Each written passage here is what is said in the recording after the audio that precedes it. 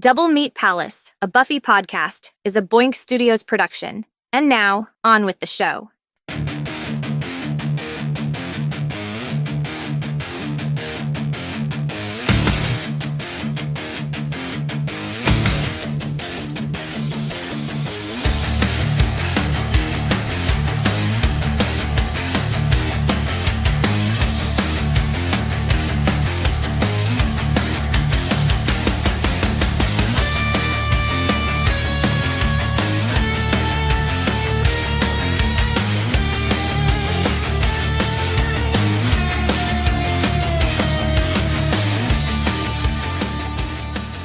As we often learn in Buffy, being 16 can be hell, but it especially is when it opens up right beneath your feet and tries to swallow you whole. Today we are discussing Season 1, Episode 12, Prophecy Girl. This is the last episode of Season 1.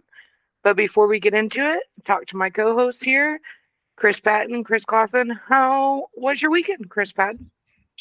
Oh, it was wonderful. Didn't do a whole hell of a lot. Played Red Dead Redemption 2. My horse died, unfortunately, so I restarted. Me and your hubby are racing, kind of. It's me basically forcing him to play the damn game before Grand Theft Auto 6 comes out. Right. But yeah, so I'm replaying that. It's right now I'm on a hunt with Hosea for the legendary bear, which is a moment in the game. I don't feel bad about giving spoilers on that because the game came out fucking almost 7 years ago at this point. 6, 7. But yeah, it's the game's still fucking great. I'm still in the Frieza saga of Dragon Ball Z because Hulu decided that they didn't renew it was supposed to be on Disney Plus, but it's fucking removed from both. So I don't know what's going on there, which is really annoying. So I got to set up my little Android TV box so that I can watch it on Internet Archive. There's other ways to watch it, but that's anytime something gets removed from the platform you're watching on, it's annoying. And now I got to go find where I was at and all that. So that's been on a little bit of hiatus. So this week has been mostly watching pretty much like South Park. Just going back through some of that. And I'm trying to think if there was anything else cool. We rewatched Project Hail Mary, which is great. It's the second time I've watched it. That movie's phenomenal. I think it's going to rack up this year. And then we rewatched The Martian, which is by the same author. The movies are completely different, both space themed or whatever, but like the style of the films are completely different, but both great. So we watched those kind of back to back. And then I started watching Drive and fell asleep. So that was the weekend for the most part. How was your weekend, Cassie? My weekend was pretty good. We went down to California, and me and my best friend and my mom, my sister went to go see a concert. And then the next morning, me and my mom, my sister, my best friend, and my mom's husband and Chris all went to go see The Odyssey on 70mm IMAX, which was neat. Yeah, so how was the movie? I know you guys had already seen the movie, right? And then you've seen it in the large format as well? Yeah. Correct. Yeah. So this was kind of me pushing for this because I was like, you know what? I could go on this trip, and I know I can't go to the concert because of ticket prices and all that, and this was long planned ahead, but I could go and we could see the movie, and it was worth it. It was really cool to see a movie that's filmed in that format in its entirety. To see it in that was a yeah, treat. because there's only 24 theaters in the U.S. that show the 70mm film IMAX, and it just so happens that one of them is in Sacramento, where my mom lives in the greater Sacramento area. So is the actual film projection. It's not the digital projection in IMAX. It's actual 70mm projector, which is awesome. And they give you a little strip of film of 70mm as you're walking in. At least they did for our show, which was really cool. Which it's all the same, like each of the little commemorative Ones have 3 images on them. One's the title, like the title, the Odyssey, and then one of the boat on the ocean, and one of them in the forest, walking through the forest. So very cool. Nice little memory for something that, if it means something to you, then it's nice to be able to look back on it. Yeah, so we were talking about this a little bit before we got on here. I thought for sure that there was one in Atlanta, but there's not. I mean, there's no showtimes near me at all. So Yeah. There's only 40 of the film theaters in the world and only 24 in the US. So this was the closest one to us, and I had mentioned to Chris that maybe we could go, hopefully maybe in October. And then he was just kind of like, well, since you guys are going to be down there. And I'm free. Maybe I'll just tag along.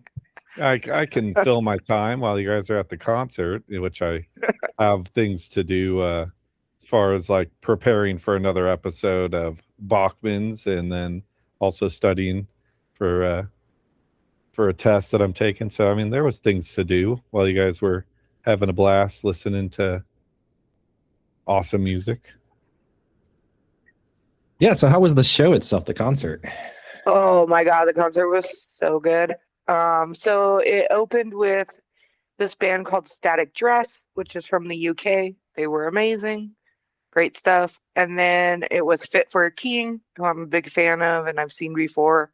They're really good. And then Lorna Shore came out, who I absolutely adore and I've seen before, but this was by far the best performance I've ever seen of theirs. And then the headliners were Motionless in White, which was, I have probably seen Motionless in White like probably 8 times. I've seen them a lot. They're my best friend's, one of her favorite bands ever. So we usually go see them. But this is probably the best show I've ever seen them put on. It was really cool. Yeah, I think the band that I've seen the most time is the Pixies, but even then it's nowhere close to some of these. Man, it's your favorite band. I get it. It's that's awesome that you guys have gotten to see them that many times. The Motionless White's a cool band. Yeah, it looked like a fun show from the videos that you sent. Yeah, it was a blast. Little jealous. Playing Red Dead Redemption, not as exciting. Playing Red Dead Redemption 2, not as exciting as an IMAX show, or still really good though. Highly recommend for anyone out there listening that hasn't played it. Pick that up. Absolutely, it's a pretty damn good game. I promise I'm going to finish Red Dead. Oh, you will. I think that the Bachmans has helped push you along on some of these games. These games, the weekly shaming of exactly. By the way, I also picked up a copy of the Halo Campaign Evolved. So I know it's on Game Pass, but I don't have Game Pass. And then I had some rewards points that allowed me to get a copy of it. So I didn't have to actually spend money, but I own it. So if you want to play co-op on that sometime in the future, then we could talk about that as well. So I recently replayed the original Halo because I set up all the emulators for Xbox and PlayStation 1 and 2 and Xbox 360, or I got all that running. I think I sent some footage from it.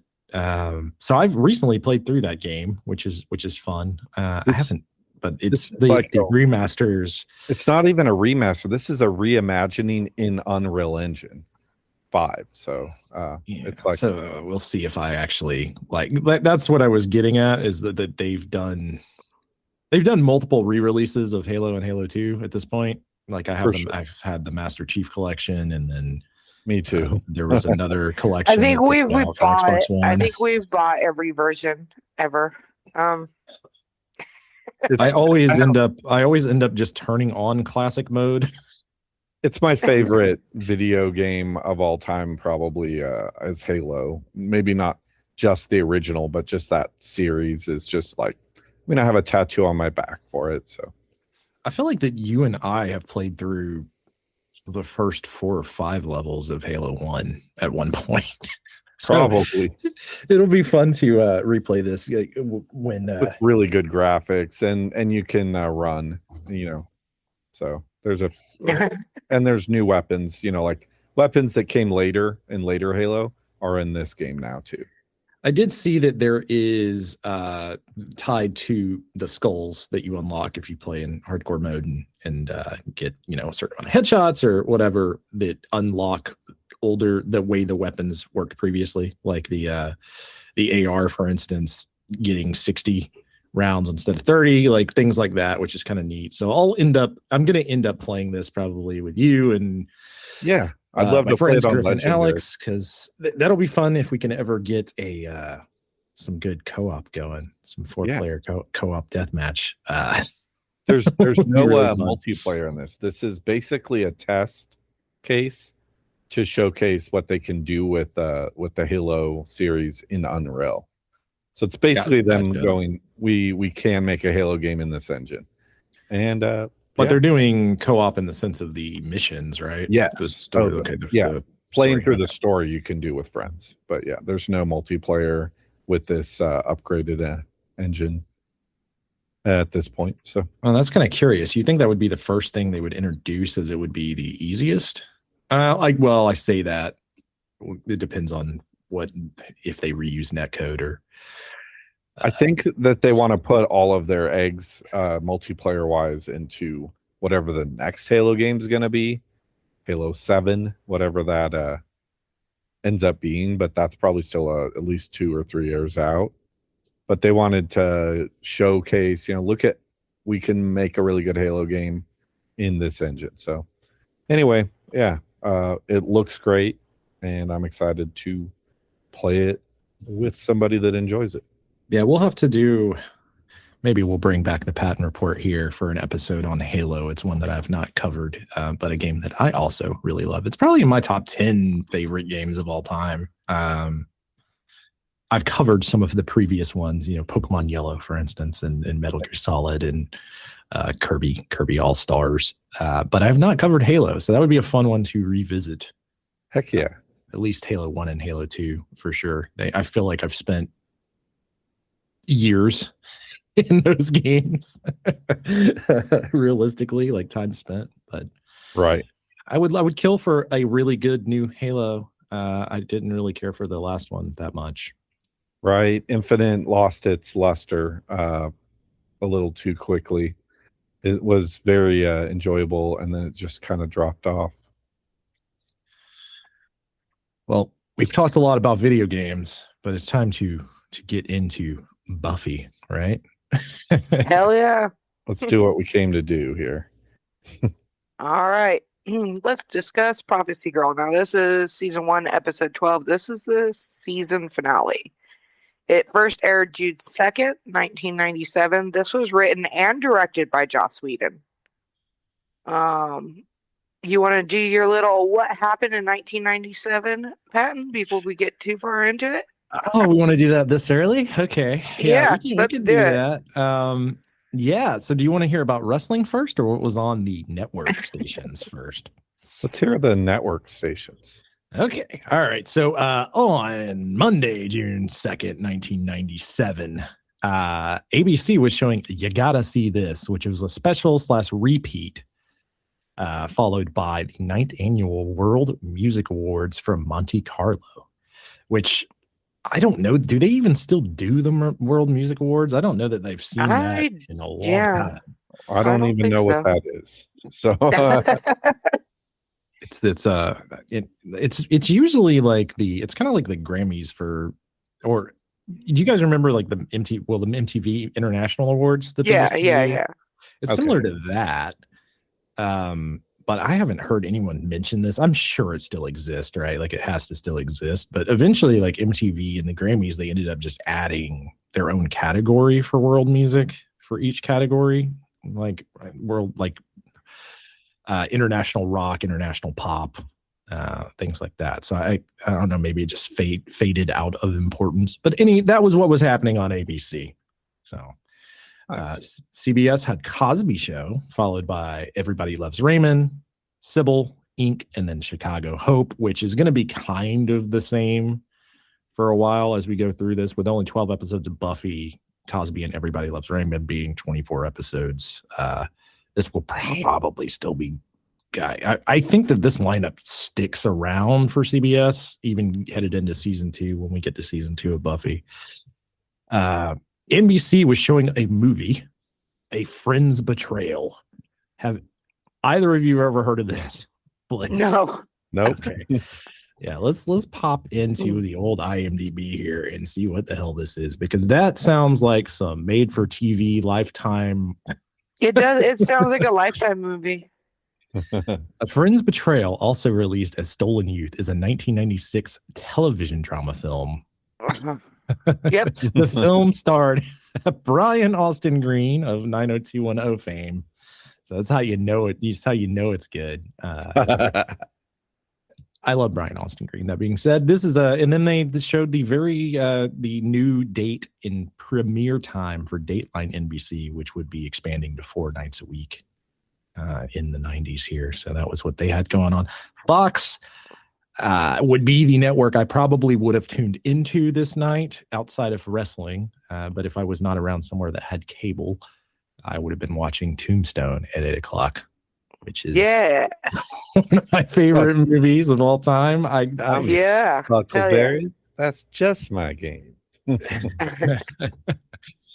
UPN, they kind of already had their lineup locked in with In the House and Malcolm and Eddie, followed by Sparks and Good Behavior. This was similar to last week. I love Malcolm and Eddie. That's kind of a sitcom that doesn't get talked about enough. That was a fun show. And then and we get to the WB, which was at 8 o'clock. We had Seventh Heaven, and at 9 o'clock we had the season finale of Buffy the Vampire Slayer Prophecy Girl, which we'll be talking about. This is going to be an interesting one to talk about because the way that the episode is written is they kind of wrote it as it might be the series finale as well. But yeah, that's going to be fun when we get into that. And then now we get into cable TV, which really cable TV on Monday nights were going to be two things for the next 3 years, which was WWF Raw is War starting at 8 p.m. The June 2nd episode was taped at the Huntington Civic Center in West Virginia. Your card was Undertaker versus Psycho Sid, Mankind versus Savio Vega, Goldust versus Triple H, Owen Hart versus Bob Holly, and Farouk versus Ahmed Johnson. The main event, and this is going to sound crazy because I forgot that this ever happened, was a Legion of Doom versus WWF Tag Team Champions Stone Cold Steve Austin and the Heartbreak Kid Shawn Michaels. I forgot they were ever a team. I'm not gonna lie. That's kind of like a what the hell was happening in Raw history during that time. And on TNT, the big matches there were Scott Hall versus Ric Flair, the Great Muta and Masahiro Chono versus the Steiner brothers, which I'm sure they beat the absolute hell out of each other. I'm gonna have to go back and watch that match. That is a very New Japan ass match, showing on WCW, which is kind of weird. And then Chris Benoit versus the Barbarian, where there was a run-in by Hall, Hogan, Nash, and Six from NWO fame. So yeah, this is on the back end of Bret Hart versus Stone Cold Steve Austin. So you're getting full beer drinking, raising hell Stone Cold Steve Austin at this point. This is like, again, like just as a reminder to anyone that wasn't around in the late 90s that might be listening.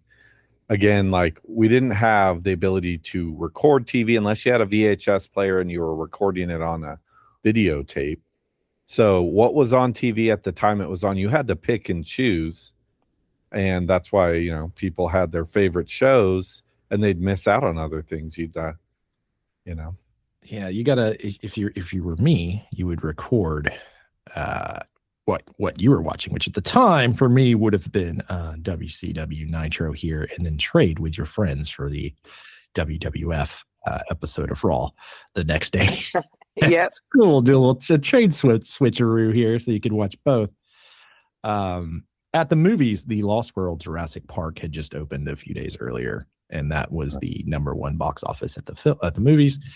In music here, we still had the Fifth Element, Liar Liar, Austin Powers, International Man of Mystery, and Volcano, which was out around that same time.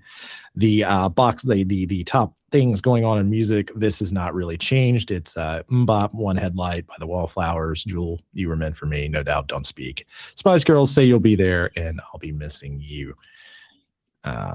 once again. At least Sting was getting paid.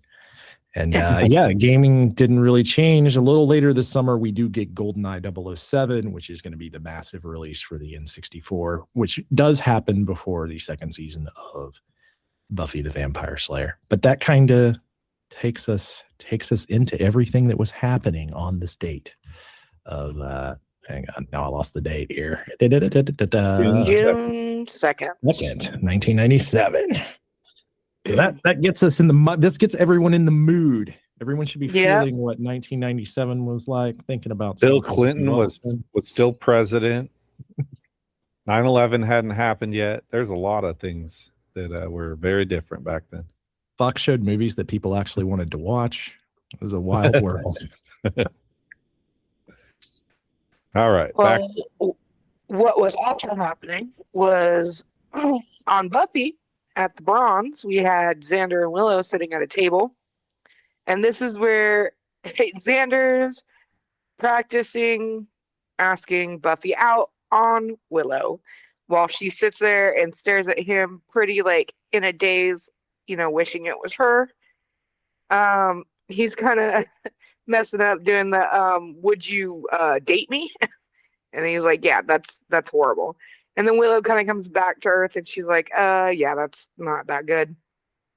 And then finally he does the, Buffy the Spring Queen just isn't any dance. Time for students to choose a mate. And then we can observe them and their mating rituals and tag them before they migrate. And he's like, just kill me. And Willow's kind of like, you're doing just fine. And, this is where Xander and Willow are going back and forth. I don't know why this is so hard. I should be able to just ask her. I got to do it. I'm just going to do it right now. And Willow's like, well, Buffy's not here, but you can practice on me some more. And he says, no, I can't wait. I'll be thinking about it. Why hasn't she shown up? What's she doing? And then, Willow says, oh, the usual. Then we cut and we see a car parked in a parking lot with its windows all fogged up. And here comes Buffy flying through the air in slow-mo, hitting the ground on her back pretty hard. It cuts into the car inside, and you see that it is actually Cordelia and her new boyfriend, Kevin, making out in the car. And Cordelia's like, what's that? And Kevin's like, what's what?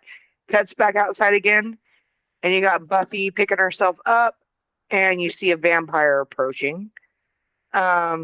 She kind of does, her little roll and somersault, comes standing back up, and as the vampire's growling at her, she pulls a stake out and puts it near her hip, and you see the vampire look at it and start to frown, and Buffy gets this really, I love the little grin she gets in the beginning of this episode. And the vampire leaps at her, and she ends up, kicking him a bunch, kind of kicking his ass, and then dusting him on screen. As he dusts, she says, 3 in one night, Giles would be so proud.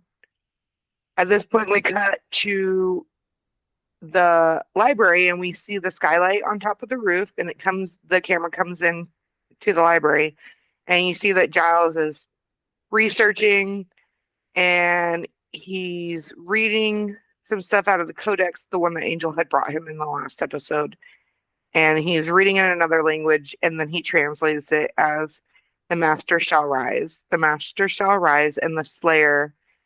And he just kind of looks up and he says, my God. And as he's sitting there, the whole building starts shaking. There's a pretty big earthquake. He gets up and everything's kind of shaking around. It cuts to the Bronze. People are panicking. Xander gets Willow under the stairs. Everything's going crazy. It cuts to Cordelia in her car. Kevin tells her to hold on, and he starts to ride away. And Buffy's kind of standing in the middle of this park area. I think it's right outside the school is what it's supposed to be. And she's watching the tree shake and car alarms go off. And it cuts back to the library again, and you see that bookshelves are falling over, and the walls and the floor are breaking apart inside the library. And then it pans down, and we're in the master's lair, And the master standing there with his arms above his head, screaming, yes, yes, shake earth. This is the sign, the final days. It's come, it's come. And he just keeps going. And then as it stops, he kind of stops and looks over at Colin and says, what'd you think, 5.1? And then the credits roll. It's a pretty good opener for Buffy. Yeah, Pretty we kind of classic. we just get the idea here that something big is coming. Yeah, we had a little bit of that kind of hinted at for us, right? Like with the codex and everything last week, but and the kind of big build for the master previously on the episode. Was it Nightmare? Last week was something the week Out of before Mind. was the Nightmares episode, right? Yeah. out of mind. Yeah. So we kind of had the feeling that the master was on his way here. Fun opening. You get to see a immediate dusting, which is always fun. You can tell they spent some money here because I think we see two dustings, like they spent at least $10,000 just on the CG in this alone. So Just on the dusting. Mark Metcalf's performance as the master, by the way, in both the Nightmare and this episode is wonderful. Really great. I Good props. laugh so hard at the beginning of this episode every time because he's just like laughing maniacally and so like crazy from the, it's coming, my time has come. And then just gets so quiet and he's like, what do you think? 5.1. Yeah. He's great in this episode. He was great in Nightmares as well, but this is a kind of a standout performance. And I like the idea of the master being a little comical, kind of a throwback to the film as well. Mm-hmm. Like he's scary, but he's also like funny, and I like that. yeah. There's definitely a back and forth there where it's serious, and then you get the little quips, kind of like Buffy herself. Right. Well, after the opening credits and the theme plays, we go back into the library, and you see Giles walking around. There's quite a bit of damage in the library, and Giles is looks flustered as if he hasn't slept. Buffy walks into the library and is like, good morning. And when Giles looks at her, he looks like he goes, Buffy, like he's like confused by her. And she says, wow, the damage is structural. Are we safe? And then the way he's looking at her, she's like, do I have something on my face? And starts and then he's like, no, yeah, we're safe. And he's like, just don't go up there. And he points up near the stacks where the entire ground is split apart. And then this is where Buffy's kind of looking kind of rough, like maybe you didn't get any sleep. And Giles is like, yeah, I've been working. And then this is where Buffy's like, yeah, me too. It was nice of you to ask how I did. It's getting crazy out there. I killed 3 vampires last night, and one of them was almost on school grounds. And this is where they have the kind of discussion about, that their numbers are increasing. They're getting cockier. And Buffy says, last night was a pretty close call. And Giles just doesn't really say much. He's just like, yeah. And finally, she's like, I'm out here putting my life on the line, and I broke a nail. I'm wearing a press on. She's like, you could at least go, and then he goes, and she kind of looks at him like, what?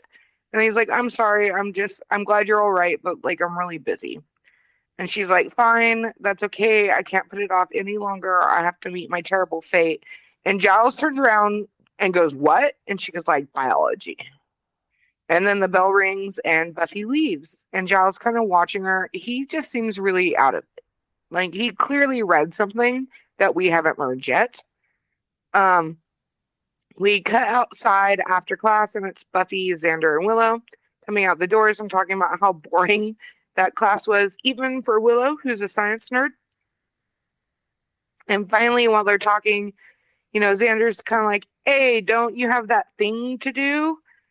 And Willow's like, what thing? Oh, yeah, that's right, that thing. I guess I'll go do that. And walks off, and Buffy's kind of like, what is going on with her? And Xander just says, oh, she's just Willow. And then he's like, I want to talk to you. And this is where Xander shoots the shot.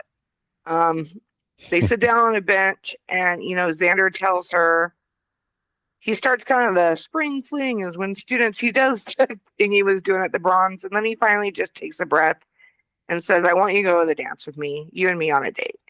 And Buffy just is kind of like, "Well, I don't know what to like." You see the look on her face change, and he's like, "I know we're friends, but like, I want more. I want to dance with you." And this is where Buffy then is like, "You're one of my best friends, you and Willow." And Xander's kind of like, "Willow's not looking to date you." And she's like, "I don't want to spoil the friendship." And this is Xander just kind of cuts her off and is like, "Look, you either feel a thing for me or you don't." And Buffy just kind of looks at him and says, "I don't." And then she tries to like explain, like, "I don't think of you that way." And finally Xander gets upset. Or at first he's like, "Well, can you try to feel that way? Because I'll wait for you." And Buffy's kind of like, "Xander," because she doesn't want to lead him on. And finally he jumps up, and this is where he kind of says the harsh thing where he's like, "I guess a guy's got to be undead to make time with you." Pretty brutal. Pretty brutal. And Buffy's like trying to explain to him, that she's sorry. And he's finally like, "You know what? Just don't." And he turns and walks away.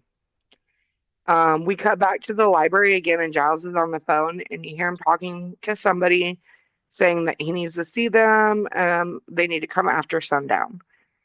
Miss Calendar's behind him, and she'd come in the office and listened, and she was like, "Your outfit looks like what you were wearing yesterday." And then this is where Giles is like, "I'm not in the mood to socialize." And this is where she says, "People have been sending me things, and, all these weird things are happening. Like a cat gave birth to a litter of snakes. Somebody was swimming in the lake and it started to boil. And a boy was born last night with his eyes facing inwards." And she's like, "I'm not stupid. This is the apocalypse. Like, you throw in the earthquake and, I would say it's coming." And Giles is kind of like, "I don't know if I can trust you." And she's like, "Hey, don't you remember the demon from the internet that I helped you with?" And then she says that she's been getting some monk emailing her about the anointed one. And this is where Giles is like, "The anointed one's dead. Who's this monk?" And she's like, "I don't know, Luca something. He keeps sending out things about a prophecy." And Giles is like, "You need to talk to him." And this is where she's like, "Hey, you haven't told me anything, so why are you ordering me around?" And Giles kind of snaps at her, and it's like, "Just do it, and I'll explain later." We cut back to the halls again, and it's Kevin and Cordelia talking about how he'll get everything ready, because the spring fling is going to happen. This is the prom, and he'll get everything ready for tonight after practice. And Cordelia is like, the sound system and the decorations. And like, "Oh, I got to do this and that." And he's like, "Don't sweat it. We'll do everything and I'll meet you there." And then she's kind of like, "You're so sweet." And, they do a whole kissy thing. And then as Willow's walking by, Cordelia's like, "Oh my God, Willow, I love your outfit." And she's like, "No, you don't." And she's like, "Yeah, I know, but I need a favor." And this is where she asks Willow if she would be so kind as to help them set up the sound system. Willow does agree, but she does see Xander in another room upset, so she kind of walks off. When she walks in there, she says, "Hey, how'd it go?" And Xander kind of tells her, it sucked. And she's like, "It could be, I'm sorry." And he's like, "It could be worse. I could have gangrene on my face." And Willow's kind of like, "Well, what'd she say?" And, Xander just kind of snaps at her, is like, "It doesn't really matter, because if she just said no and she still wants Angel." And Willow's like, "Well, at least you know." And this is where Xander's kind of like, "Hey, I know what we can do. You can be my date. We can go have a great time and go dance and blah, blah, blah." And while he's talking, Willow says no. And he says, "Good. Wait, what?" And she's kind of like, "Do you think I want to go to the dance with you and watch you wish you were at the dance with her?" And she's like, you should know me better." And he's like, "Yeah, I didn't think." And then Willow just says, "I'm sorry it didn't work out for you, and I'll see you Monday." And this is where I laugh every time, because Xander says, "That's okay. I don't want to go. I'm just going to go home, lie down, and listen to country music, the music of pain." Great. This is a great Xander episode altogether, but within the first like 15 minutes of this episode, you get requited love in two different forms and fashions. Like Willow, we know that she is in love with Xander. Xander's in love with Buffy, this weird triangle. And I like that Willow is kind of like didn't just go, okay, yeah, sure, I'll go to the dance with you, because I think it shows like some spine there from Willow. So I think this is actually one of the strongest scenes of the episode altogether. As far as character development goes. I mean, I love that Buffy wasn't leading him on when he asked her out. It is so sad though, because like if you've ever experienced that in your life, like that moment, like, you know, when you like somebody so much and they're friends, and then you're like, I don't want to ruin the friendship. And it's like the other person is like, well, you either like me or you don't. Like, there's no, I don't want to ruin this friendship thing, you know? Right. This is very much the Harry met Sally theory of you can't just be friends with someone. Yeah. I have been on both sides of this, both me both too, the and Xander side and the Willow side. Never the Buffy side, though, surprisingly. Well, we're not all Sarah Michelle Gellar. Right. Well, we cut back and it's nighttime, and we see Buffy in the girls' locker room. She pulls a steak out of her gym locker, and then she kind of walks over to a sink and goes to put it down. She's looking at herself in the mirror. She goes to turn on the water to wash her hands. And as she looks down, there is blood coming out of the faucet. So then we cut to the library, and Buffy's walking into the library. She's talking to herself, and she's like, Giles, you are not going to believe this. And then all of a sudden she hears Giles talking to someone. And she realizes that it's Angel. And she can hear them talking. And Giles is telling him, you know, it's clear, it's what's going to happen, it's happening now. And you see Angel being like, yeah, so you're wrong. And Giles is screaming at him, no, I've checked it, it's real. And Buffy this whole time is standing there quietly in the doorway listening. And Angel's like, you know, there's a way around it. And this is where Giles tells him, like, look, some prophecies are dodgy. Actually, Buffy herself has thwarted them. But everything that is in the codex comes true. There is nothing that's wrong. And then, you know, Angel says, well, then you're reading it wrong. And Giles says, I wish to God I were. But it's very plain. Tomorrow night, Buffy will face the Master, and she will die. All of a sudden, we hear Buffy start to laugh. This is when Giles and Angel realize that she has heard this. And they come to walk out of Giles' office and see her walking towards the table. And she turns around to face them and says, you know, I guess that's it. I remember the drill. One Slayer dies and the next one's called. And this part just rips my heart out. Because she's kind of like, you know, I wonder who she's going to be. And will you train her? Will somebody else come? And, you know, she says, does this say how he's going to kill me? Do you think it'll hurt? And she's starting to cry at this point, and Angel tries to go up to hug her, and she like says, you know, don't touch me. And then this is where she looks to Giles and is like, were you even going to tell me? And Giles is like, I was hoping that I wouldn't have to. I was trying to find a way around it. And Buffy says, yeah, I got a way around it. I quit. And they're kind of like, well, you can't really do that. It's not that simple. And she's like, oh, I'm going to make it that simple. I quit. I'm fired. You can find somebody else to stop the Master. And this is where they're like, Giles says, I'm not sure anyone else can. All the signs indicate. And this is where Buffy loses it and says, you know, the signs. And she starts throwing books at him and says, read me the signs. Tell me my fortune. You're so useful sitting here with all your books. You're a lot of help. And everybody keeps, you know, Angel's trying to be like, I know this is hard. And she's like, what do you know about it? You're never going to die. And they keep going, you know, we're trying to figure out a way to do this. And she's like, I've already figured it out. I quit. And they're like, if you don't do this, the Master will rise. And this is where she says, you know, I don't care. I don't care. Giles, I'm 16 years old. I don't want to die. And she rips the cross off her neck and she throws it on the ground. and she walks out. Yeah, this is basically Buffy being like, fuck this. I just want to be a normal teenager. Obviously, that doesn't work. It's a prophecy. You can't really just quit, which was Giles' point. But I know that there's been a lot of conversation online and throughout history about Giles's kind of decision here not to just be on Front Street with her about this. Yeah. And come to her. But I think it plays out really well in the episode. I'm kind of on the side of I actually like the way it was done. I know a lot of people don't, though. So that's one of the things I had in my notes when I was going back through and looking at what have other people said about this episode. But knowing how far Giles has kind of came throughout this season from just being the watcher to more of a father figure, it is very difficult to think about like telling someone that you love that they're going to die.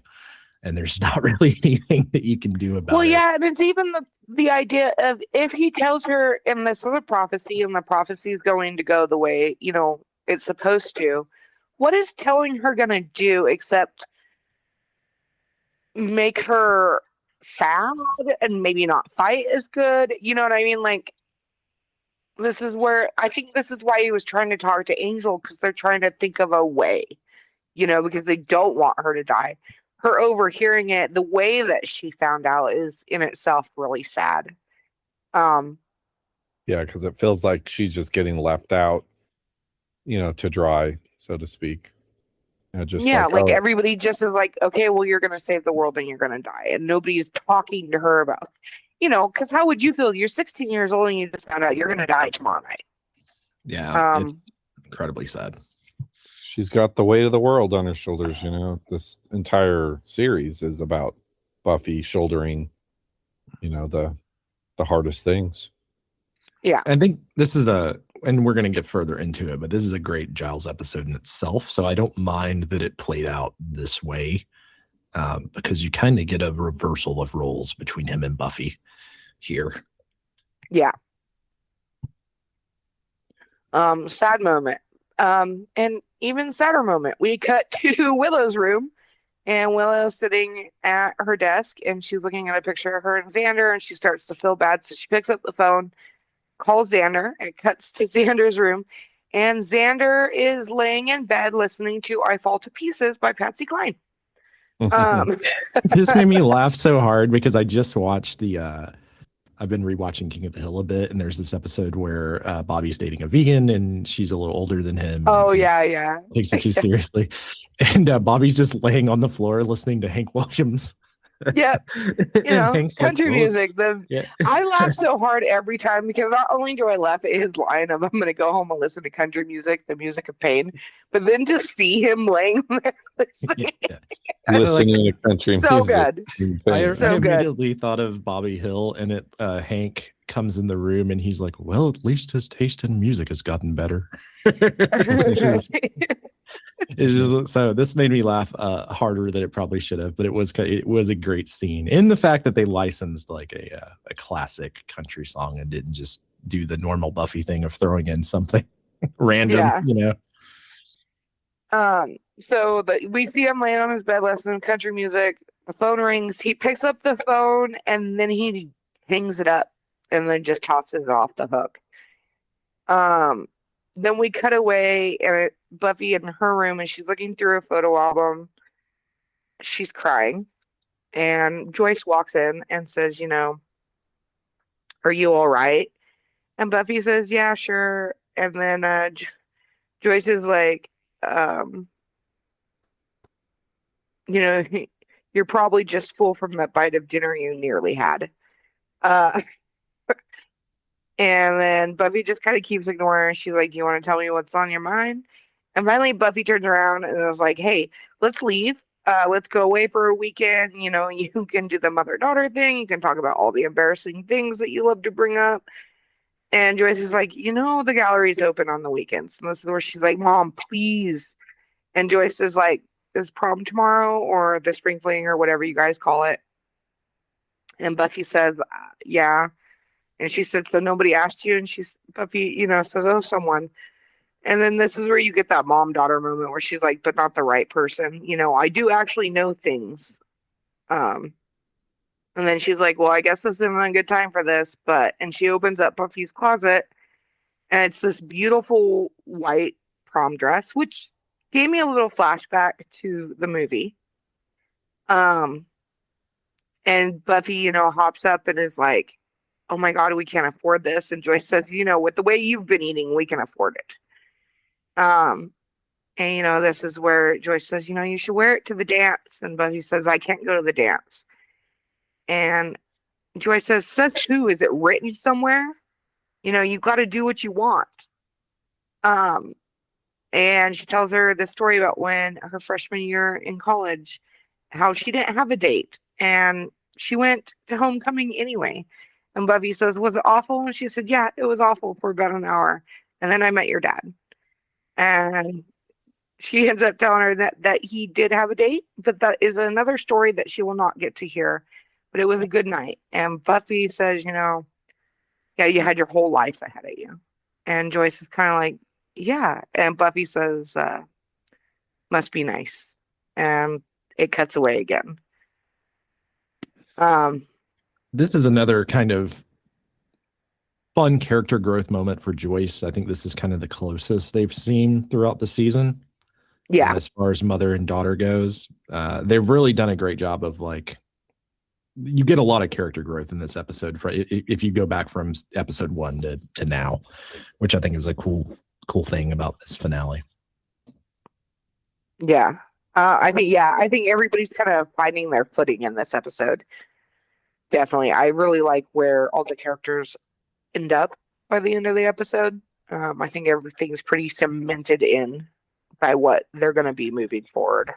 Yeah, even someone like Cordelia has a lot of growth throughout this season to now, where she's kind of like a reluctant ally from just like an antagonist to the group, yeah, to some extent. So, I think they just did a really good job with getting us, even if the show was to end, which is kind of how it's written. It's like we don't know that this is going to get a second season.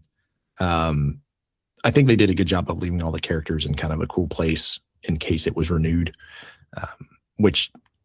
Looking at modern TV, that doesn't always happen. It's kind of nice. At the time that they were filming these episodes, not when they aired, but at the time that they were filming, they didn't know if they were going to have a second season. The fact that they only had a half a season to begin with, they thought this might be it. Turns out it wasn't. But I'm glad that they wrote it the way they did so that they could continue forward. Yeah, and I think even if it was the last episode, it ended. This episode is would have been a good episode to end on if you had to, in comparison to a lot of shows that last one season, and you're like, well, okay, yeah, you kind of just.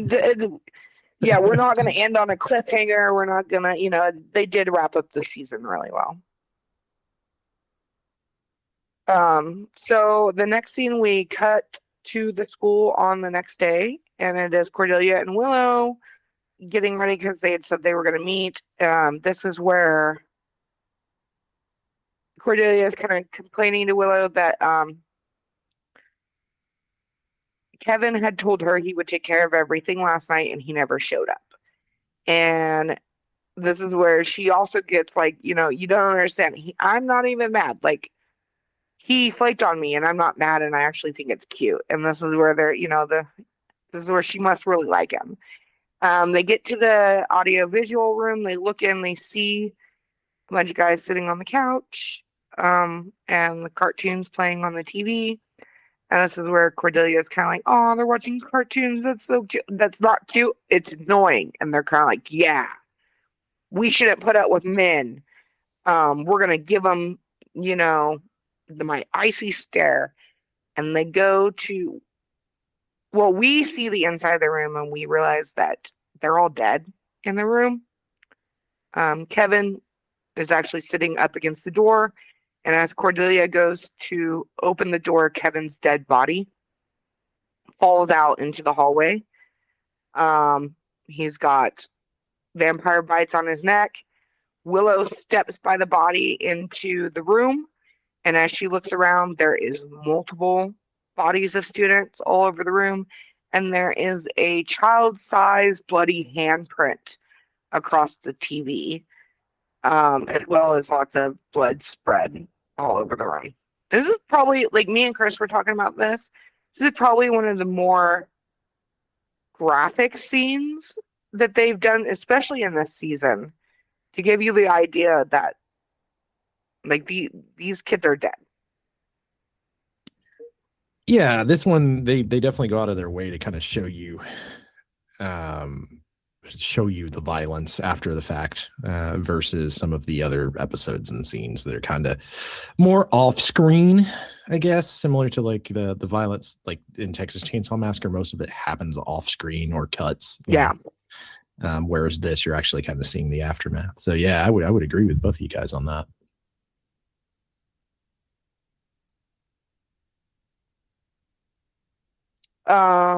Well, The only other note I had on this is, holy crap, I wish that we had a student lounge. Like, we had one of these in college, but I did not have one of these in high school. That would have been fun. The amount of gaming that would have happened. We ended up using like the backstage area of the theater or the chorus room to do things like this, watch cartoons and movies and play video games. But it would have been cool to have like an actual student lounge.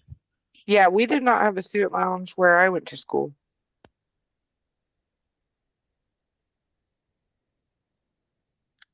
So we cut back and we are in Buffy's bedroom. She's wearing that prom gown. She's looking gorgeous as she's looking in the mirror. All of a sudden, her mom comes rushing in and tells her, Buffy, there's something on the news. It's Willow. And then we cut back to in Willow's room, and Buffy's sitting there with her, and Willow's crying, and she's telling her, I've seen so much. I thought I could take it, but Buffy, this was different. And Buffy's telling her it's going to be okay as long as you're okay. And Willow's like, no, I'm not okay.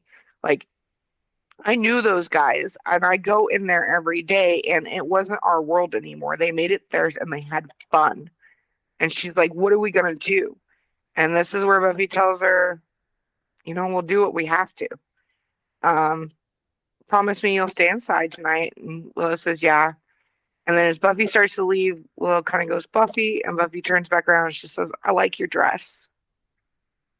And Buffy smiles and says, take care. It cuts back to the monster's lair again, and or the master's lair again, and he's talking to Colin, and he's kind of like testing the barrier.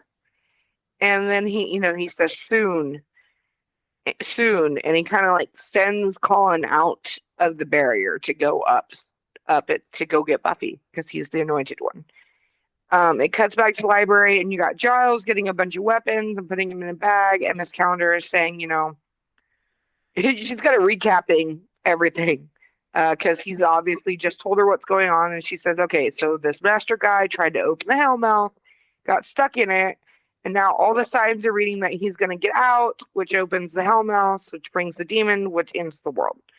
And then she kind of says, the part that gets me is that Buffy's the vampire slayer. Like, she's so little. And Giles is kind of like, hey, did you get a hold of that monk? And she's like, no one can. He disappeared, but he sent out one more thing. Said Isaiah 11:6. She says, which I looked up, and before she can say anything, Giles quotes it, which is, the wolf shall live with the lamb, the leopard shall lie down with the kid, the calf, the lion, and the fatling together, and the little child shall lead them. And then Miss Calendar says, it's kind of warm and fuzzy for a doom message. And Giles is like, yeah, well, it depends on where the child's leading them. And then this is where he says, that original prophecy by Aurelius said that the Slayer will not know him and he will lead her to hell. So this is when they figure out, like, maybe that guy that Buffy killed that they thought was the anointed wasn't. And then Miss Calendar is kind of like, well, we got to warn her. And Giles is like, yeah, I'm not going to involve her. Buffy was right. I spend too much time with these books, and she's not going to face the master. I am. And this is where Buffy enters and is like, no, you're not. So I'm looking for a kid, and Giles is like, yeah, you're not going to go out there and die. I forgot what the real world was like. it's time that I go. And Buffy's like, yeah, you're not going to do that. And he's like, I made up my mind. She said, so was I. And he goes, but I made mine up first, and I'm older and I'm wiser. And for once, do what you're told. And Buffy just kind of like, yeah, it's so good. And Buffy's like, yeah, that's not how it's going to go. I'm the Slayer. And Giles says, I don't care what the books say. I defy prophecy, and I'm going, and there's nothing that you can say that will change my mind. And Buffy says, I know. And then she knocks out Giles. And she says, when he wakes up, I don't know, think of something cool and tell him I said it. And this is where Miss Calendar kind of is like, you're going to die. And Buffy says, yeah, well, maybe I'll take him with me. As she starts to walk outside the school, Colin walks up to her and, says, help me. And she just kind of goes like, I know who you are. You don't got to do that. And so he just holds up his hand, and she takes his hand, and he starts to walk her towards the master. Such a weird choice for the Bible verse that they chose to be. Well, one, it's a monk, so kind of weird in general that you would send them a Bible verse. But yeah, I mean the second piece of that Bible verse is just further going on about peace, which is the cow will feed the bear, the young will lie down together, and the lion will eat straw like the ox. So it's like kind of a weird one out of left field. I do absolutely love Buffy. This is kind of the reversal of roles that I was talking about earlier, where, Giles is kind of willing to sacrifice himself a bit here as the father figure. And she's like, no, it's my turn to be the big boss. She kind of becomes Giles's boss. She's like, sit down, Rupert. Which is incredible. Like it's a real fun juxtaposition with their characters in this episode. We definitely see both Buffy and Giles sort of stepping up and realizing that they got to fill, they have an important role to fulfill, both of them in their own right, but Buffy obviously having to come to terms with the seriousness of her responsibility. Yeah. Well, for sure. Yeah, like Giles trying to be the big adult here is kind of funny. He's like, I got this, and Buffy's like, nah. He's like, it's my job. He's like, you're staying here. Sit down. I know, and then he's like, no, I made up my mind first, and I'm older and wiser, and just do what you're told. Like, yeah, like that's worked it all through these 12 episodes so far. Yeah, it's very fun. There's a lot of things that harken back into the movie that I love in this episode as well. Like you mentioned earlier with the prom dress, the conclusion here. We're missing one big thing though. And so it's Luke Perry. We could have got a damn Luke Perry appearance. This would have been a perfect episode. So we cut back and we're back in the library again, and we got Willow and Xander are there now with Giles and Miss Calendar. And Willow and Xander have just found out that what is going on. They're kind of freaking out. Giles is telling him to stay calm. And Xander's telling him, I'm not gonna be calm. Like, I can't believe you let her go. And Giles is like, as the soon to be purple area in my jaw will attest, I did not let her go. And this is where they're like, well, how can we help? And then Miss Calendar kind of chimes in and is like, we have an apocalypse story about. And that's kind of where Xander and Willow are like, why is she here? And she goes, hey, like, once the master gets free, the demons come to party, everyone dies. And, this is where Xander's like, I don't care. Like, I don't care about the master. I am going to help Buffy. And Giles is like, we don't even know where she's gone. And Xander says, nope, but I can find out. And he leaves.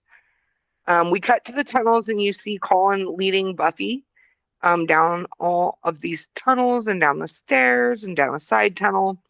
And then it cuts to Angel's apartment, and there's a knocking at his door.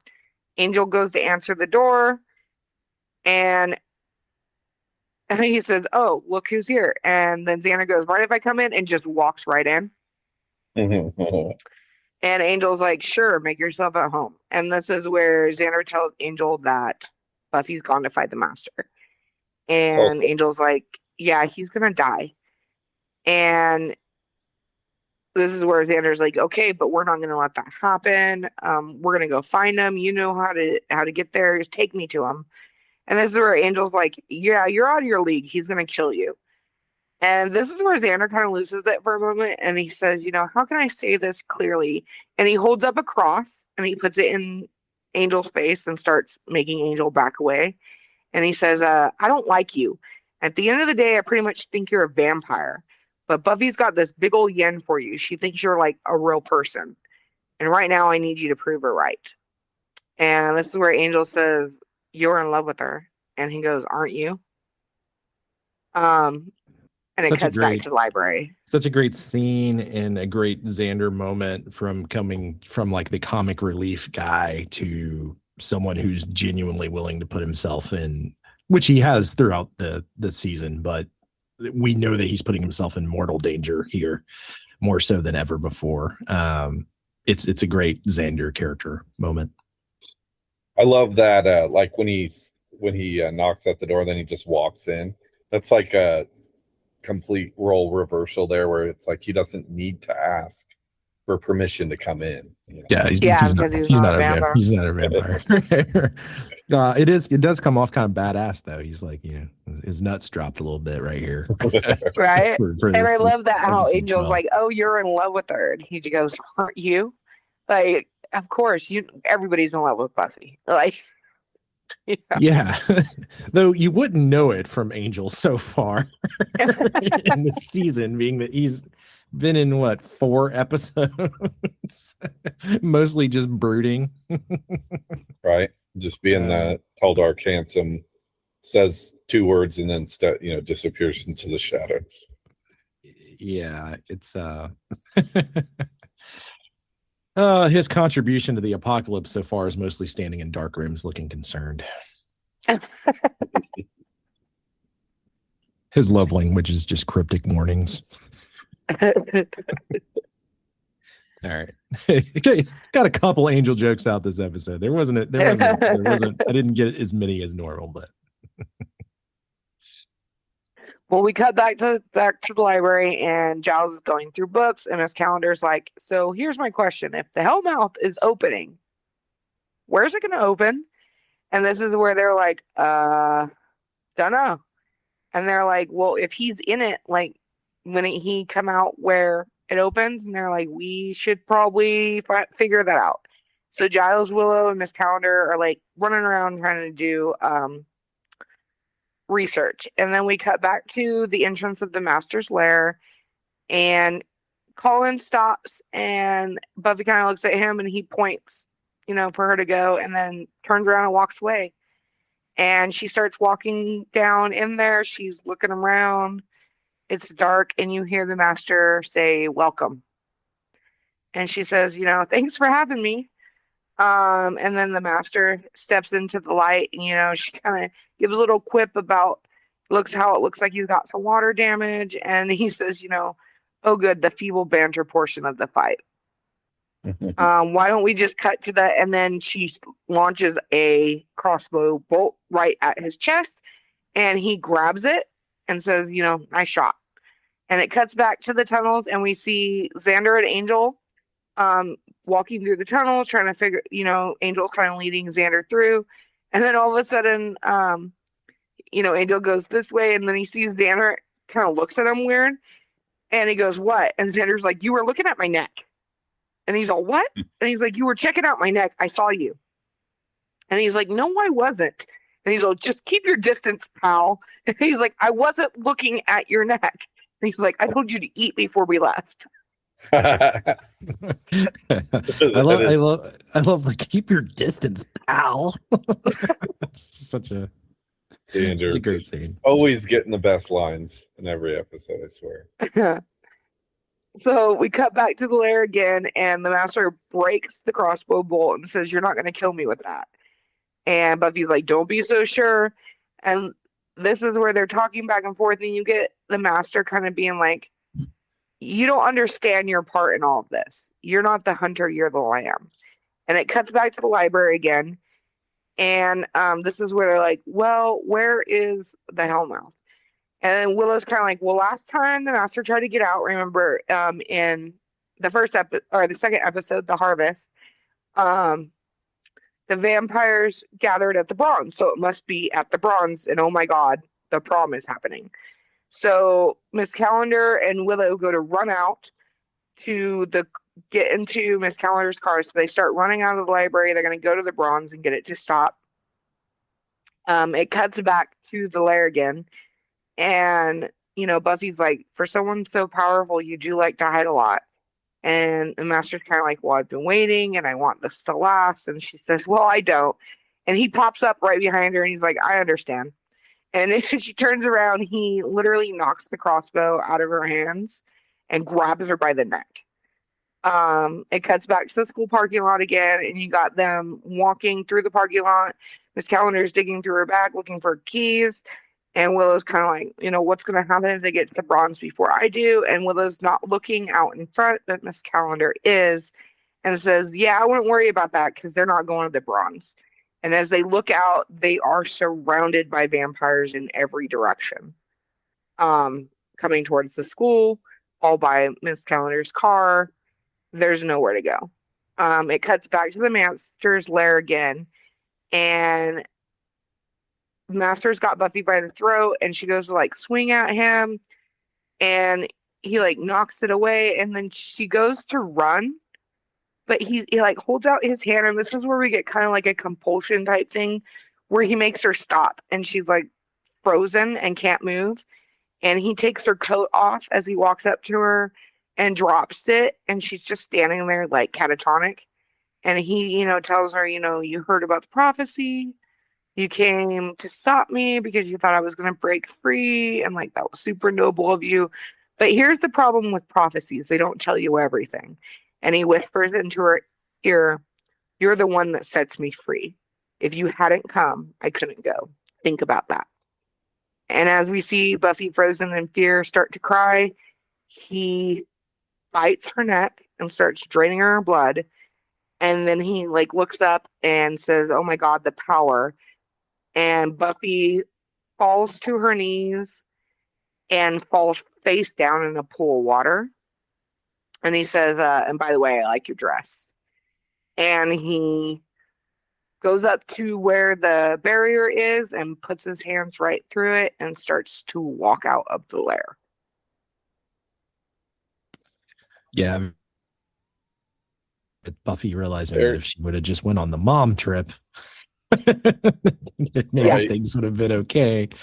And also an iconic shot from season 1 with Buffy floating here in the pool. Yeah.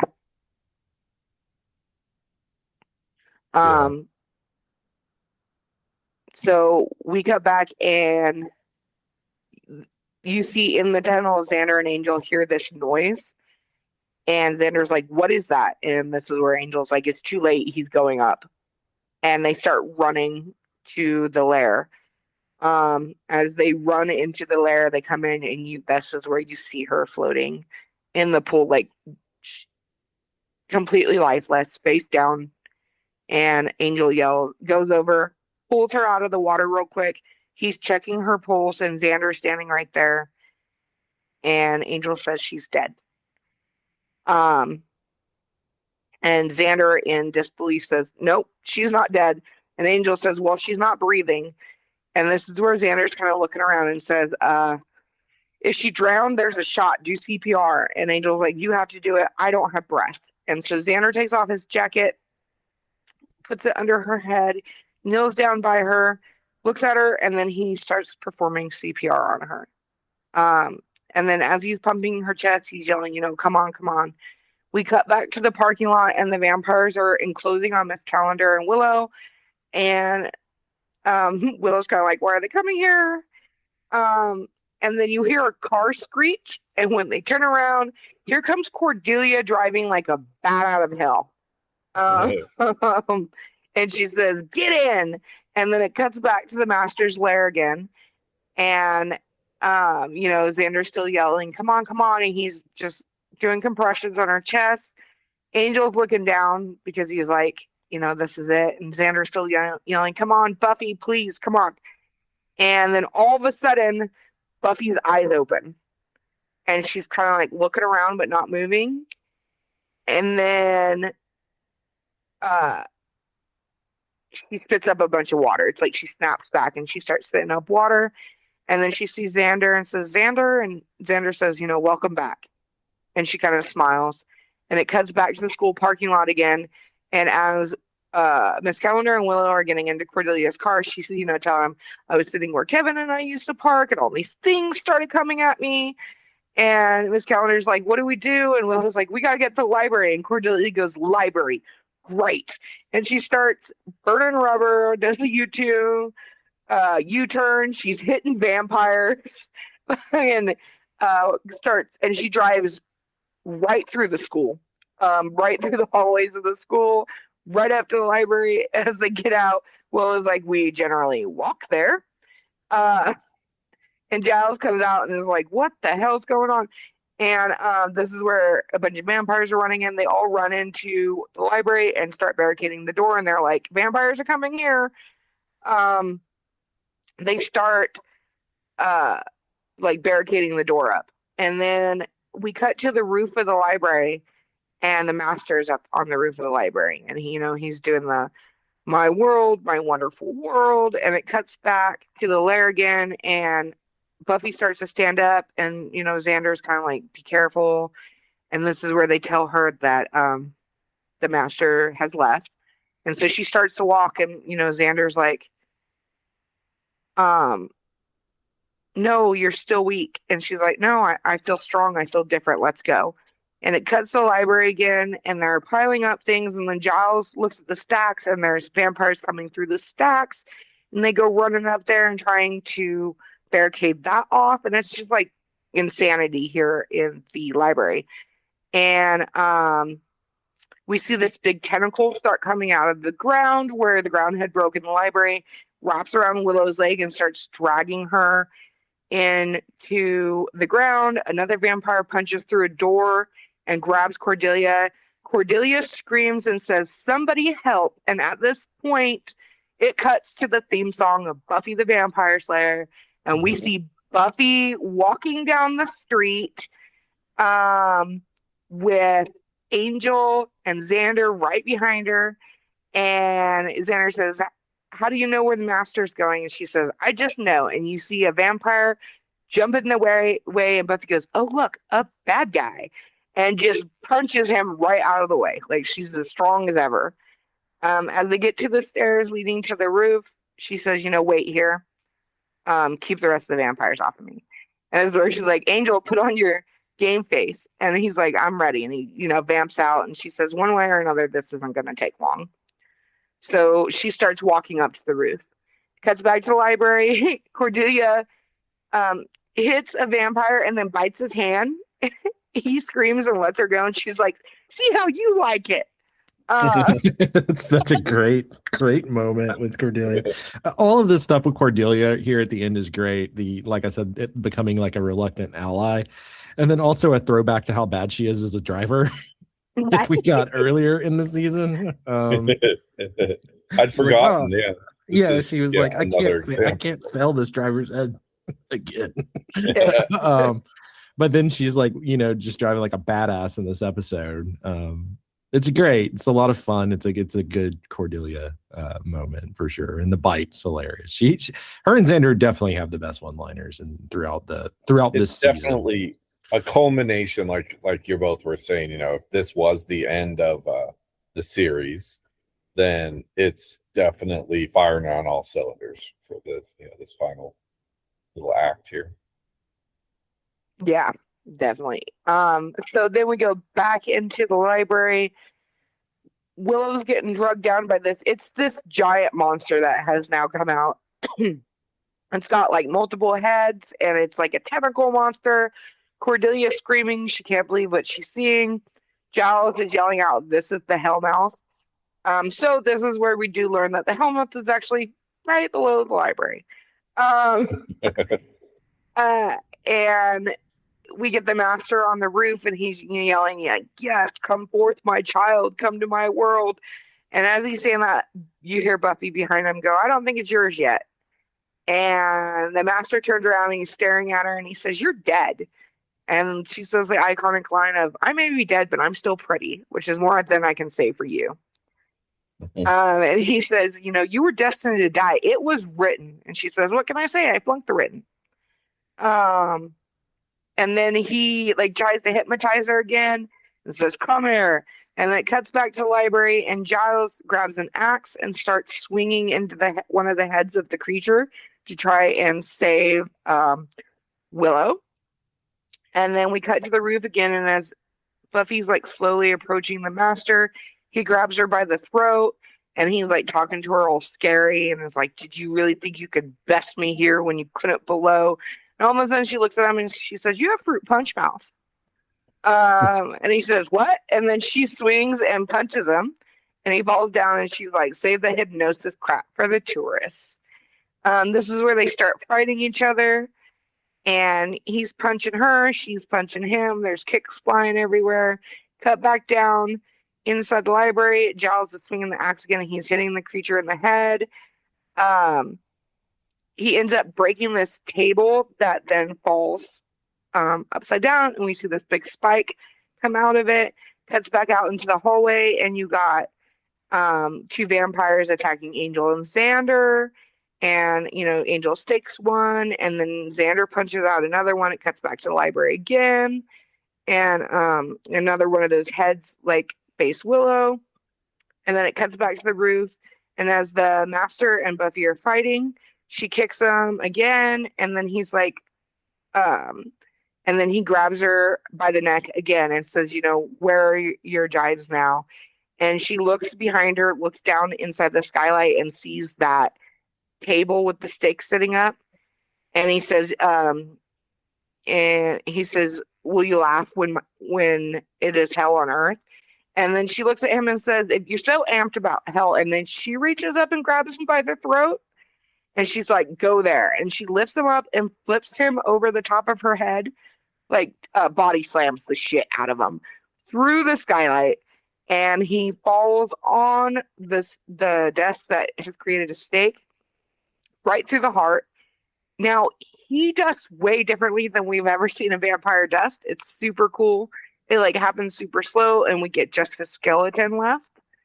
As he dusts, we see that creature from the Hellmouth retreat back into the ground, and the vampires leave.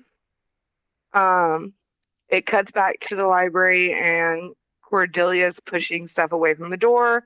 Buffy, Angel, and Xander walk in, and this is where Giles is like, where's the vampires? And Cordelia says they're gone. And Angel says the master, and Giles says dead. The Hellmouth is closed. Buffy, and then Buffy's kind of staring at the master, and she's like, oh, I'm sorry, it's been a really weird day. And Xander yells out, yeah, Buffy died and everything. And Willow's like, wow, hard. And Giles smiles at her and says, I should have known that wouldn't stop you. We get Miss Calendar being like, well, what do we do now? And Giles says, I don't know about the rest of you, but I don't like the library very much anymore. And Xander's like, yeah, so there's a dance at the Bronze, could be fun. And everybody's kind of like, yeah, hey, Buffy. And Buffy kind of looks at him and says, sure, we saved the world. I say we party. I mean, I got all pretty. And then Miss Calendar says, what about him? Kind of pointing at the master. And Buffy says, he's not going anywhere, loser. And then as they all start to leave, they're all kind of talking to each other. You hear Angel look at Buffy and say, by the way, I really like your dress. And Buffy says, yeah, big hit with everyone. And then the camera pans back, and we see the master skeleton from above. And that is the end of the episode. Great line from Buffy here with yeah, it seems to be a common theme essentially, because the master also has nice dress. Fun fight scene, very much like a she basically Mortal Kombated this guy.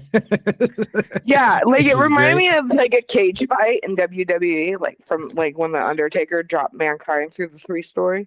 which will be coming up soon. Yeah, that's a fun end battle here, especially with everyone being involved. The entire Scooby gang to some extent. Willow and Cordelia and Giles swinging this axe. It was a really good end fight for the last act of this episode, and what was to me the strongest episode of the season. I was sad when they opened up the Hellmouth that we didn't get Demon Robot Ghost again, but we can't have it all here. Really awesome finale. I think they did a great job of moving all of the characters forward, putting them all in a good place. And if this was the end of the series, which luckily it's not, because we get a lot of really good stuff going forward, but they did a great job of writing it in a way that would make sense, as I said it earlier.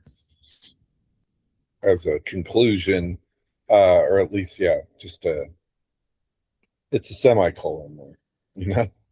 Yeah, like it could have definitely ended here. I'm glad it doesn't. But like, if you were to think, like, this definitely has like what feels like a movie kind of ending, where there's no cliffhanger. You know, they save the world. They're gonna go to the dance. So you get the nice little quip at the end.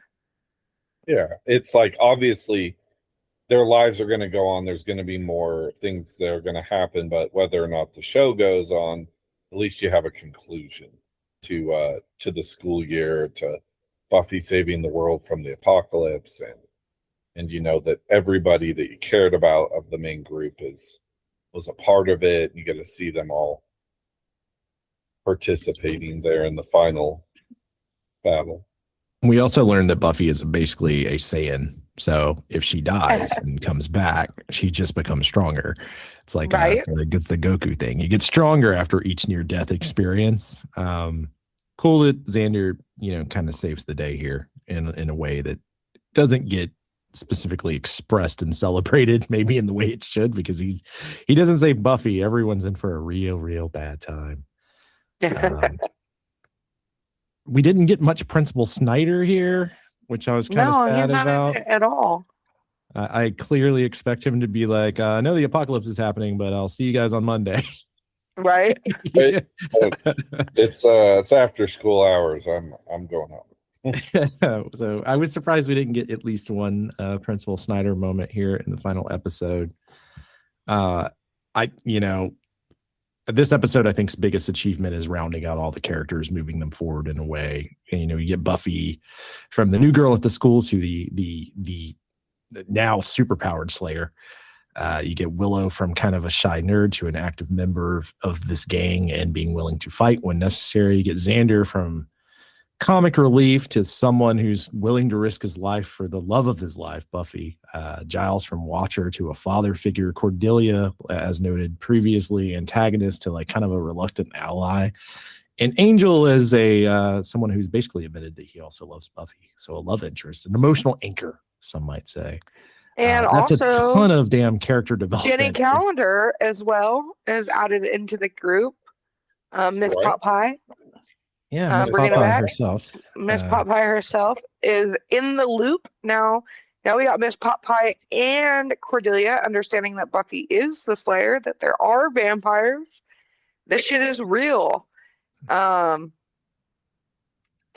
we also have, like you said, Joyce and Buffy having a little bit closer mother-daughter relationship, a little bit of sharing of the past there. It seems like, everything's on the up and up with the gang and going well for Buffy. Even though they wrote that she was going to die. I mean, she did die, but she did flunk the written.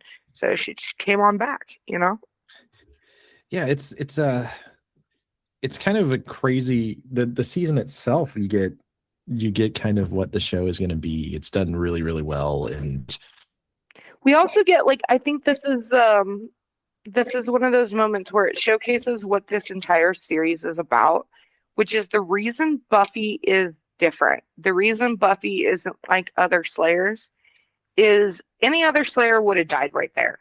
I mean, Buffy did die. The difference is Buffy came back, and she came back because she has friends. She has this core group of people who are willing to put their lives on the line, who are willing to help her, who are willing to bring her back from death in order to save the world, which is what makes Buffy different than every other Slayer, because every other Slayer goes by the prophecy, one girl in all the world, she alone. Buffy's not alone. Yeah, it's kind of crazy thinking about that in the sense when we talked about the movie and the director of that film explaining that she looks at Buffy a lot like Sailor Moon. Yeah. Because it kind of plays into the series. And like I said with Goku as well, like Goku, think of Goku versus Vegeta, right? This is fresh in mind because I've been watching it. He loses that fight, but like Yajirobe and Krillin eventually end up getting the W. Like if it wasn't for his friends, like world's done. I think it's just great storytelling when you can build that. And it does make Buffy way different than any other vampire hunter that we kind of get, even during this time period and going forward. But yeah, that is the special thing about Buffy is the friendship that she has and how everyone's a part of this, even though she is definitely the main character. Yeah, I mean, I can't believe we're already, I know this is a half season for season 1, but I can't believe we're all the way through season 1 already. Time flies when you're having fun. So little note that tentacle monster coming out of the Hellmouth is once again a fucking puppet done by Optic Nerve. They dusted so many vampires in this episode that they did not have the money to do a CGI monster. So they had to have Optic Nerve do it. So it was like a tentacle costume that they used, and there's a human being inside it manipulating it. I thought, I don't know, my initial impression upon seeing that the first time I watched it, and even this time watching it, was like Little Shop of Horrors. Yeah, that's exactly what I was gonna say. Which we did that play when I was in theater in high school, and there is actually a person in the costume, so it kind of plays out that way. Like you had to rent the puppet and everything. I prefer puppets to CGI, especially during this time. Me too. I think it was kind of shitty. I think it was a great choice on their part. I still to this day prefer practical effects. Sometimes you can tell, but I don't know. There's something about it being real versus just the computer putting it in after. Your brain sees really just prefer it more. Yeah, and they did. Optic Nerve did some great work for the show just within this first season. So, yeah. I mean, you think you would go back and watch these 12 episodes as people that worked on the show and be like, yeah, we should probably just do more of that, honestly, because it looks great. Some great puppets. I didn't get a chance to look up as this one is out there anywhere. I'm assuming that it probably went the way of the dummy or our robot, our demon robot, which is unfortunate. But yeah, that would. I as a big fan of puppets, I thought it was awesome. This is also the first time Joss Whedon wrote and directed an episode for the series. So this is the very first time he did both parts. He's directed episodes before, he's written episodes before, but this is the first time he did both. Like this episode was completely Joss. Yeah, and I mean it's the most important episode, right? Especially with the knowledge of them not knowing if there would be a season 2. I think this is the best episode of the season. If I'm being honest. There's some good ones, but I think this is the one. When I think about this, I think about Buffy in the pool. This is kind of an iconic shot. Well, we know you're number one when we get to our recap episode. yeah. Well, yeah, I don't know. That'll be a couple of weeks from now, and I'll have a lot of time to think about that robot demon again. The internet robot demon was pretty awesome. Not gonna lie, watching this back, but yeah, I don't know. I think this is just a wonderful episode. Maybe one of the best finales too. It'll be interesting as we go along to see how well this holds up, because there's some other good finales that come to mind when I'm thinking about the series as a whole. But yeah, this one's really, really good. I think very iconic with the music hitting for the end fight scene. And I get so pumped every time. Yeah, that gets me like every time where I'm like, yes, it's the music from the title, but it's like in the show, and Buffy's like just like walking down the street like like a badass. Yeah, it's definitely a pump up Progress. moment for sure. I think they did. It plays so well. So there's just so many iconic things I think from this episode that makes it hard for me to not say it's the best episode of the season. But we will see when I go back and diagnose through all of my notes. Fair enough. All right. Well, I guess we can call it there for the night. That is the end of season 1 for us, folks. We'll be returning in a couple weeks to talk about our recaps as well as our favorite moments, maybe some low moments of the season to get you ready for when we start in on season 2. Before we do that, why don't we start off with Christopher Clausen here and shoot out your socials for us? Absolutely. Yeah. If you're looking to find me online, you can find me on Facebook, Christopher Clausen, and on Instagram, Chris_Clausen 1982. And over to you, Chris. Hello, for me, it's Christopher.R.Patton on Facebook and Instagram, and Chris.R.Patton on X. Check out everything on www.boinkstudios.com. Tom Clark's main event coming up this Friday at 5:00. If you're listening to this before then, I will be on that episode. We're going to talk about some AEW. We're going to talk about SummerSlam and the recap of 2 nights of SummerSlam and the return of Kevin Owens, which well wishes to him. So glad he's back. He had neck fusion surgery. A little shout out to Kevin Owens. It was great to see his return. Bear Mode, a podcast review of The Bear, Tom Clark's 6M podcast, 2 Nations Under Ted, Race Sports and Slams, Bachman's Basement, which will be back with an all new episode this week, going over Survivor Type, which is one of the most haunting Stephen King short stories. So be sure to check all that out. And obviously, Double Meat Palace. We will be returning here in a couple of weeks to do our recap of season 1. And exciting things. We'll be in season 2 before you know it. And we got 24 episodes of that bad boy. So you guys are in for a fun ride. All right, and you can find me on Facebook at Cassandra Clausen or on X at Zillian, Zillian. And as we go out tonight, we're just going to say, sure, we save the world. I say we party.